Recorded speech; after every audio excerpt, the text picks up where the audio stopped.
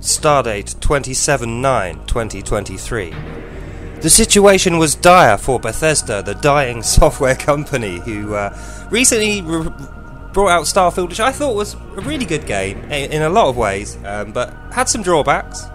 And so we're going to look at some of the ways they can improve it in the sequel.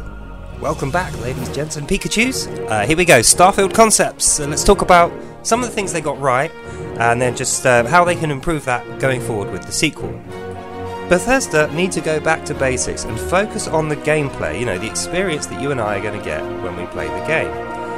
I mean, if Nintendo, using a Nintendo Wii, can do Breath of the Wild, then I'm sure Bethesda, using a PC or a PlayStation 5, can come up with something a little bit more open-worldy. I like some of the artwork, some of the stuff they did, but it just wasn't contiguous. It was like split up into little areas with lots of loading screens in between, and the mini-games weren't very good.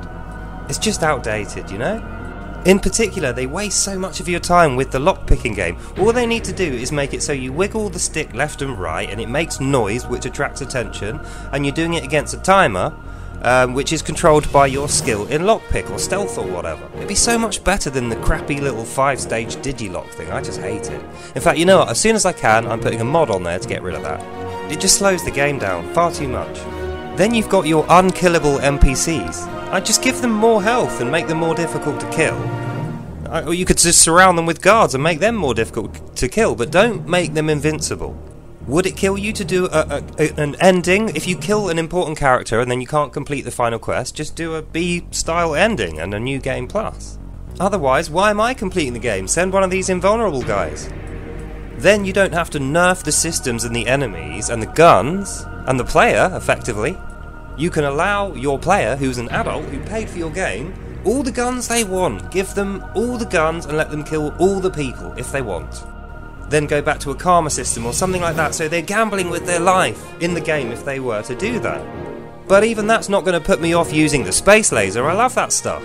And this is a space game. It needs more space lasers and stuff like that. And finally, just get the marketing right. Don't bullshit me, Todd. I can look at your face and know when you're lying. If your face and your lips are moving, you're lying, okay? So just cut that, and take the good bits out of the game and put them in the sequel with these additions that I've suggested. And we're looking at an absolute blockbuster there, I mean, with or without multiplayer. So let's hope we see that in the sequel, and it doesn't take too long to produce. So yeah, I hope you enjoyed that, and I'll see you in the next one. Bye.